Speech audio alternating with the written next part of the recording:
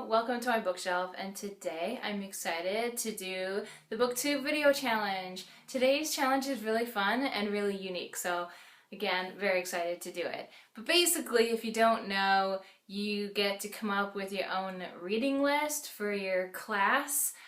So you kind of can pick any kind of topic, that you would love to teach a class on, and then come up with a reading list for your students to read to kind of learn more about that topic. And I decided that a really important topic that I think a lot of books cover, and it is just so important to cover, is the importance of friendship and, the pain of isolation. Because as human beings, relationships are key. I mean, we really can't function without each other. That's why, solitary confinement is so torturous, because it goes against everything that we are as human beings. We're meant to be in relationship with others. And so when you take that away, you take away part of their humanity, which is why people tend to go crazy and they lose their minds if they're alone for too long. So in order to really grasp this concept of friendship and the pains of isolation, I have 7 books that I decided would be excellent to prove my point and to learn more about this topic. So, class, here's your reading list. The first of which is a classic and one that I think everyone should read, and that is Frankenstein by Mary Shelley. Now, if you've never read this book, it's a bit different than I think most movie interpretations of the story go. So, Frankenstein's monster isn't some mindless creature. He's very intellectual, actually, and he goes searching the world to, understand and learn things. And towards the end of it, he starts desperately wanting a companion, someone like him, someone who understands him, because he feels so isolated. And I think this book does a really good job of pointing out the importance of companionship and friendship and having someone who actually understands you. And I think it's just a really interesting tale of someone searching for that in the world, searching for someone who understands and who isn't afraid of him just because he's different. So my next one has similar themes to Frankenstein, but it's told in a more modern way. And that would be The House of the Scorpion by Nancy Farmer. Now, if you've never heard of this book, it's so good. I highly recommend it. Basically, our main character is a clone. And, in every other way, he's a human, right? He looks exactly like us. And in fact, if you didn't know he was a clone, you would have no way of knowing, because there is nothing different about him other than how he was born. And once people find this out about him, they shun him. Society doesn't know what to do with someone who's different from them. They find any reason to isolate you from other people because you're different. Different is scary, and so we need to push them away, which is so sad because he's just a little boy and he hasn't done anything wrong or anything to deserve being pushed away and isolated from everyone else. I really think this does a good job of kind of seeing, what it's like from his perspective to be hated so much and not knowing why, or why he's so repulsive to other people. And again, I think this book does an excellent job of, delving into this topic and trying to explore what it's like to be isolated. My next book also has to deal with isolation, but it's a slightly different kind of isolation, and that's in Fahrenheit 451 by Ray Bradbury. If you don't know, this is basically a dystopia, so it's this futuristic society in which books are burned and banned. But not only that, the society is pretty much putting a ban on different ideas, ideas that differ from, the majority. They're trying to avoid conflict at all costs. That's why books are being burned, because books have people's opinions in it, and people's opinions can differ from other people's opinions, and then there can be arguments and conflicts, and that's a big problem, so let's just eliminate it.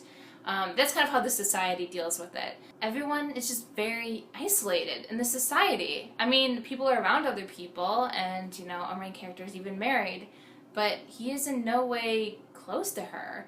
he feels very isolated from her, and there's very little love between them. And again, I think this just shows the dangers of isolation of this magnitude and this kind. Not only do we need to be around people, but we need to talk to them. We need to be honest, we need to be genuine, and we need to just tell each other how we're feeling and what's going on and what we think about things. It's not enough to be physically present. We have to be emotionally and intellectually present as well. And I think this book does an excellent job of showing the dangers of a society that doesn't have that. Okay, so the next book on my reading list is Zen Diagram by Wendy Brandt. This is a very interesting book on my list because it deals with a different kind of isolation. So in this story, our main character has this ability where if she touches people, she kind of sees these visions. She calls them fractals, and basically she kind of gets all this like emotional content from that person, you know, traumatic experiences and just overwhelming feelings from the other person. This can happen with objects she touches of other people's as well, objects that are emotionally charged for someone, like a cell phone. You're constantly texting on it, and there's a lot of time that you spend with your phone, so it kind of has all this like energy in it. So when she touches it, it's very overwhelming for her. And so because of this, she avoids touching people's things and just touching other people. At first glance, you might not think like that's a big deal, but when you start to read the story, you start to realize how limited her contact with other people is. She's never had a romantic relationship before because, why bother? So she's isolated herself, and this is obviously a problem. Again, we need more than just part of it. We need all of it. If you take out any part of this equation of intimacy and companionship, you're losing something. You're losing out on something. And it's really tragic and sad. And so I think this is just a really interesting perspective on that, and I think it's something that we don't really think about a lot. But there are some people who have a hard time being physically intimate with other people for whatever reason, and they are kind of missing out on part of the human experience, whether they realize it or not. It's just a really interesting way to look at someone who physically isolates themselves from other people. Now, part of the challenge involved making sure that our list included books on our Booktubeathon TBR. So I included 3 books off of my TBR. So the first of which is Crest by Marissa Meyer. This one should be pretty straightforward. So this is the fairy tale retelling of Rapunzel set in like the future. So it's really a satellite in this case, but either way, she's locked in her tower, if you will, and she's just been so isolated from the entire world. She's only really had, contact with her Mistress Sybil, who she's just kind of this cruel woman that tells her what to do and is keeping her there.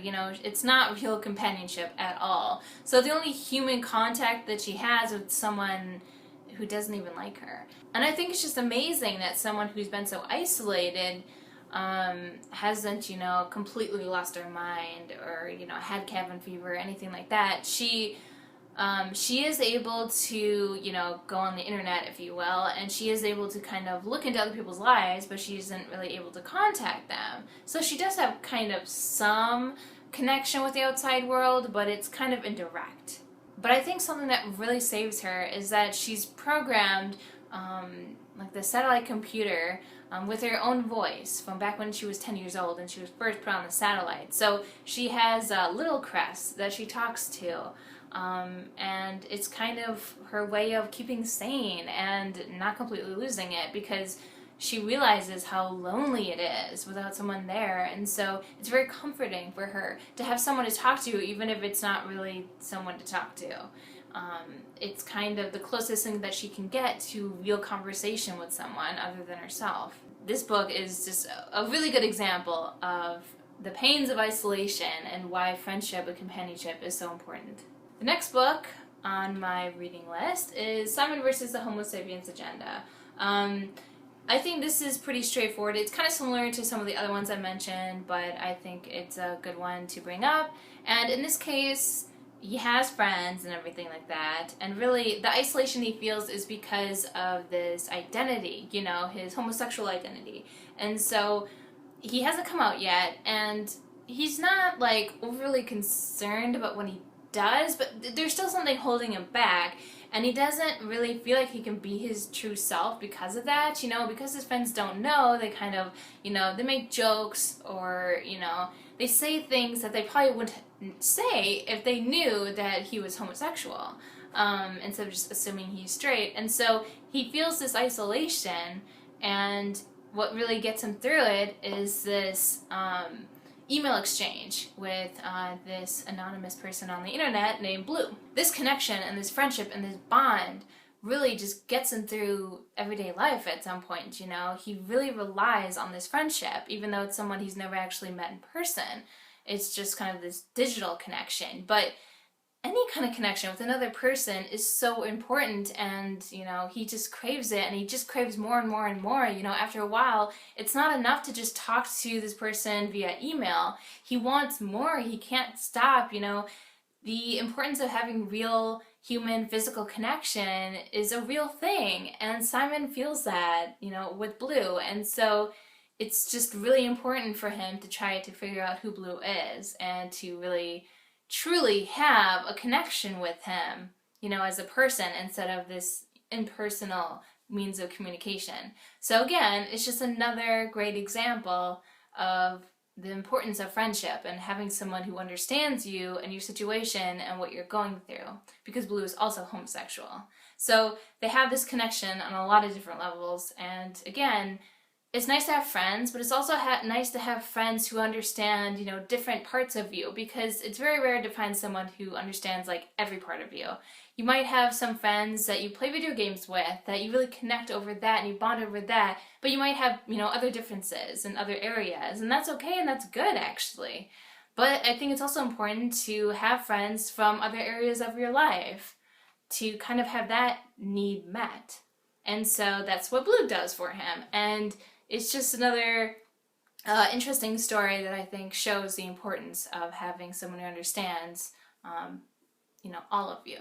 Okay, so the last book on my reading list is Aristotle and Dante Discover the Secrets of the Universe. And this is pretty straightforward, and this book is really just about friendship between two young boys. And I haven't gotten that far in it, so I really can't say that much about it, but that's what it's about. I will say that it starts off with our main character, Aristotle, being rather lonely and isolated. He doesn't really have friends.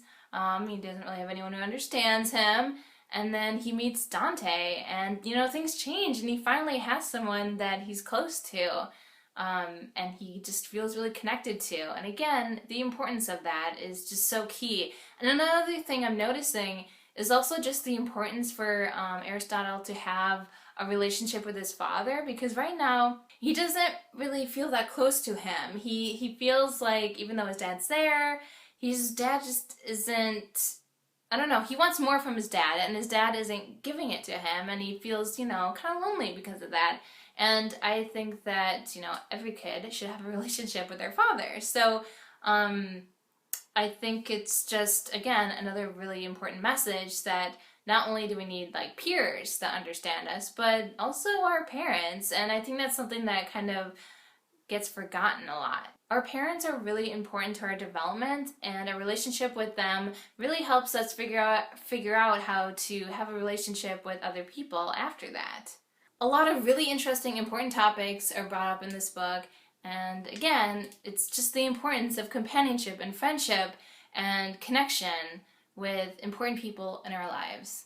Wow, I feel like I rambled on a lot for this one. I don't think there was like a number given for like how many books we were supposed to have on the reading list. I do realize that like if I was a teacher, there's no way I could assign 7 books for the school year. I really enjoyed making this video, as I'm sure you can tell, and I just want to thank you for watching this video, and until next time.